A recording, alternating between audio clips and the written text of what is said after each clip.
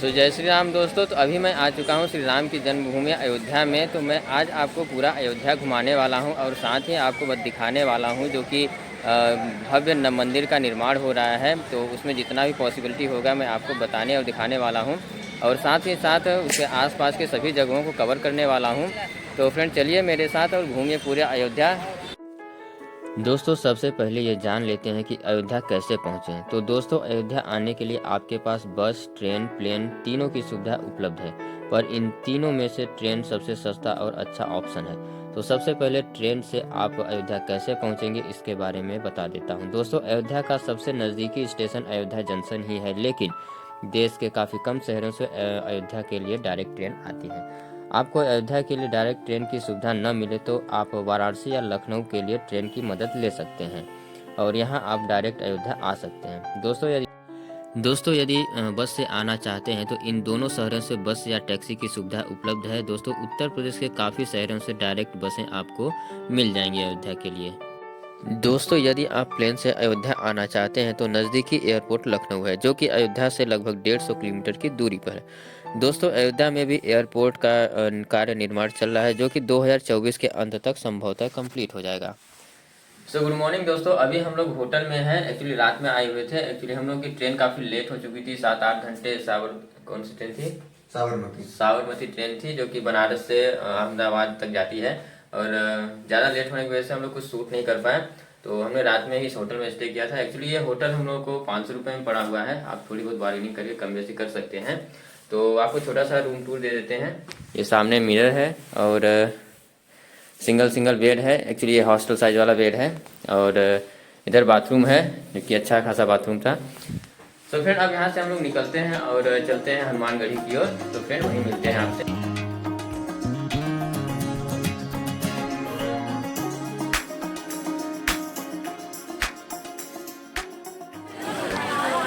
तो दोस्तों अभी हम लोग आ चुके हैं हनुमानगढ़ी के परिसर में। तो मेरे पीछे आप देख सकते हैं काफ़ी दुकानें सजी हुई हैं। तो अभी आगे चलते हैं और आपको बताते हैं हनुमानगढ़ी के बारे में। दोस्तों हनुमानगढ़ी एक छोटे से पर्वत पर स्थित है, जहां आपको 76 सीढ़ियां चढ़कर मंदिर में हनुमान जी के दर्शन होंगे। दोस्तों हनुमान जी माता अंजनी की गोद में बाल स्वरूप में विराजमान हैं। दोस्तों ऐसी मान्यता है कि हनुमान जी अयोध्या के रक्षक हैं। जब प्रभु श्री राम लंका विजय के पश्चात अयोध्या वापस आए थे, तब से हनुमान जी इसी स्थान पर विराजमान हैं। दोस्तों ऐसी मान्यता है कि प्रभु श्री राम जी के दर्शन से पहले हनुमान जी का दर्शन करना अनिवार्य है। दोस्तों मंदिर के बाहर कई सारी प्रसाद की दुकानें सजी हुई हैं, यहाँ से चाहे तो आप प्रसाद ले सकते हैं। तो दोस्तों श्री हनुमान जी के दर्शन करके हम लोग वापस आ चुके हैं। अब हम लोगों को जाना है सरयू घाट के पास में और राम की पैड़ी के आस।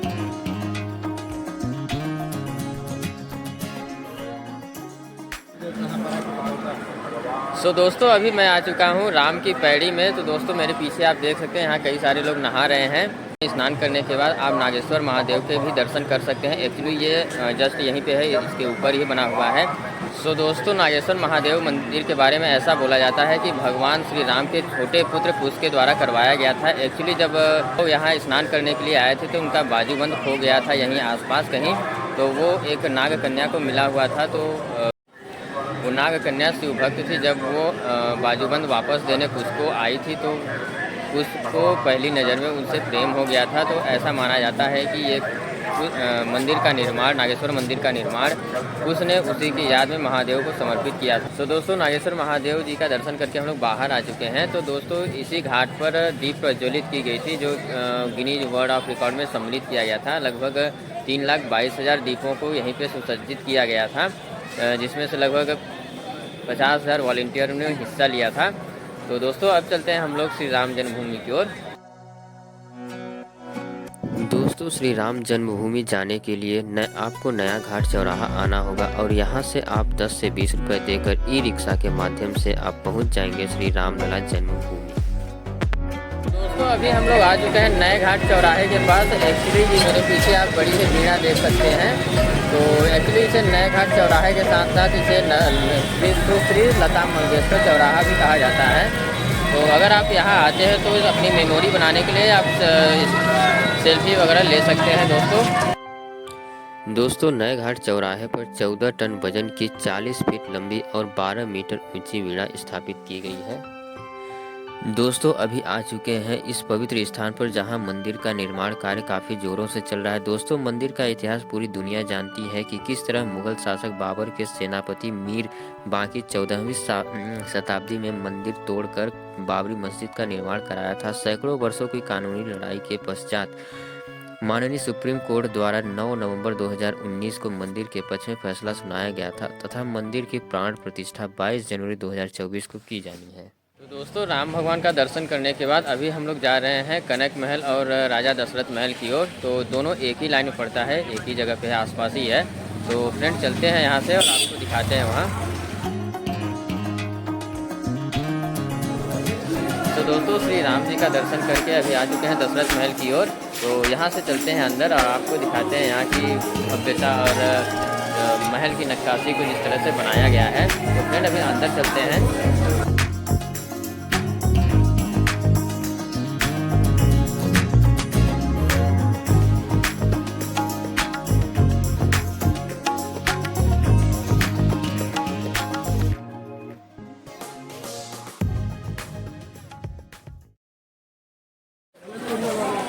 तो दोस्तों दशरथ महल से बाहर आ चुके हैं, अब हम लोग जाते हैं कनक महल की ओर। दोस्तों कनक महल की दूरी दशरथ महल से लगभग 200 से 300 मीटर की ही रेंज में है, तो आप यहां पैदल ही आ सकते हैं।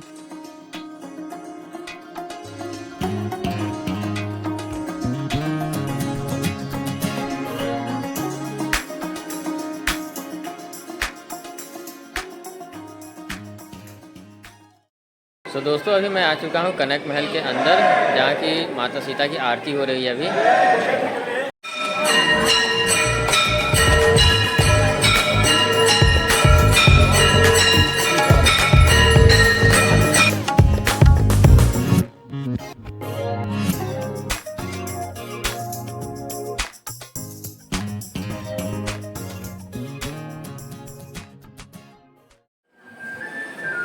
तो दोस्तों कनक महल में दर्शन करके हम लोग बाहर आ चुके हैं। तो दोस्तों ऐसा बोला जाता है कनक महल माता कैकेयी ने सीता माता को मुंह दिखाई के रूप में दिया था। तो माता सीता और राम भगवान यहीं में कई सालों, अयोध्या वनवास के बाद यहाँ कई सालों तक यहीं से अपना। तो दोस्तों अब यहाँ से हम लोग बाहर चलते हैं, फिर अपने नेक्स्ट डेस्टिनेशन की ओर चलते हैं यहाँ से। तो दोस्तों कनक महल से हम लोग दर्शन करके वापस आ रहे थे, तो यहीं हमें कनक कुंज और कनक रसोई नामक 2 भोजनालय मिले।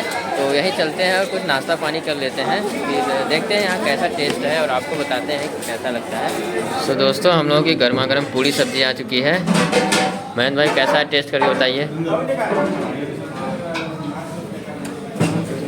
गरम तो बहुत ज़्यादा लग रहा है।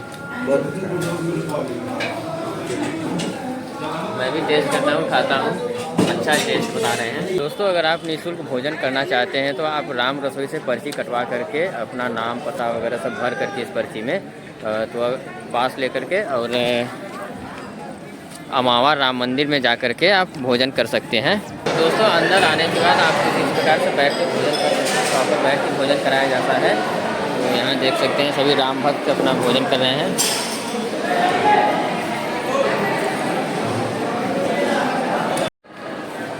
और भोजन करने के बाद आप सीढ़ियों से ऊपर आ करके बाल राम के दर्शन कर सकते हैं। तो अभी चलते हैं ऊपर, आपको दिखाते हैं। तो दोस्तों आप अयोध्या टूर में और भी जगह कवर कर सकते हैं, जैसे गुप्तार घाट। गुप्तार घाट वह स्थान है जहां प्रभु श्री राम ब्रह्मलीन हुए थे। गुप्तार घाट बहुत ही पवित्र जगह है, क्योंकि ऐसा माना जाता है कि प्रभु श्री राम अपने राजपाट अपने पुत्र लव कुश को सौंपकर इसी।